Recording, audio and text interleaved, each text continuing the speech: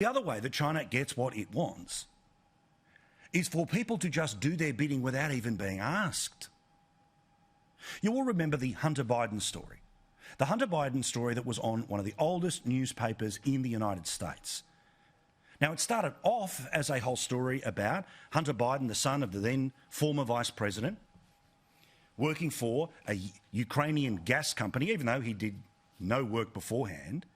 And clearly this was some sort of a payoff to, well, curry favour with the establishment of the United States. Let's put that as the nicest way.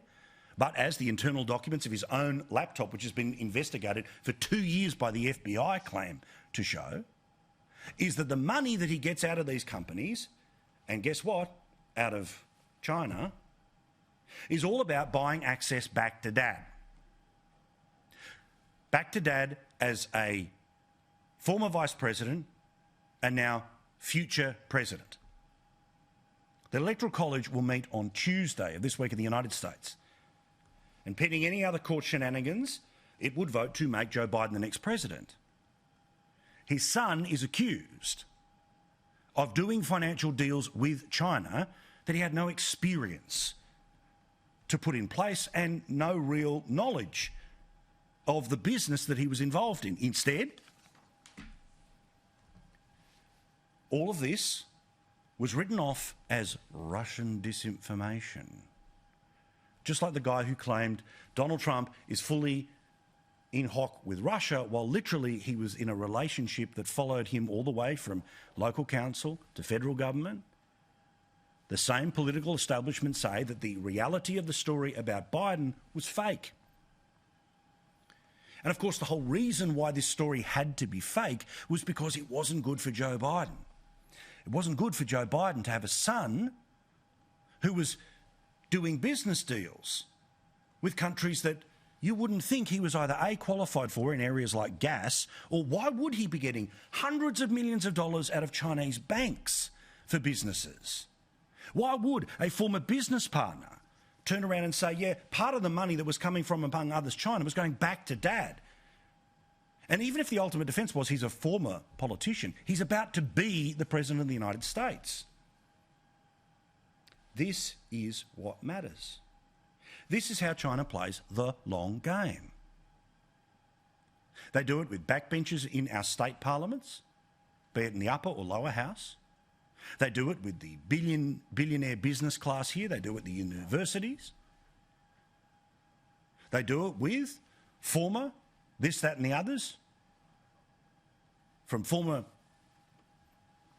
significant Australian politicians at the federal level and at the state level. They play the long game.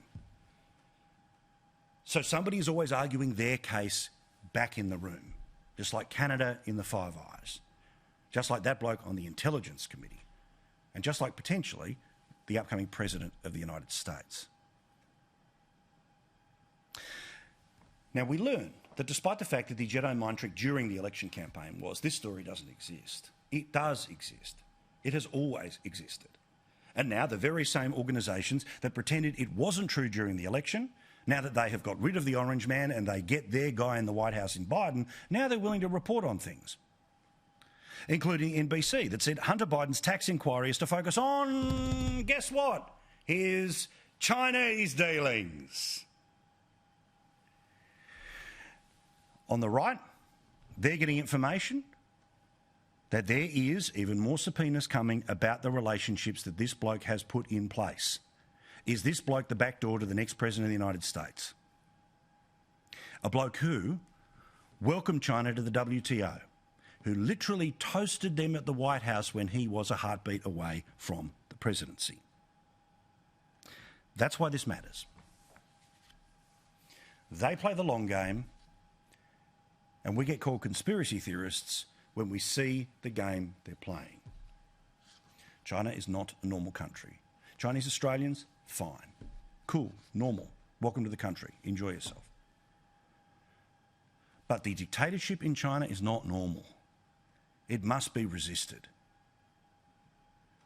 But that also means we have to do our best to have a look at all of the different ways they've got themselves into all of the different parts of Western society to do the bidding for them. Is it about to be the President of the United States? That's a frightening 4 years ahead. But of course the media will say nothing to see here.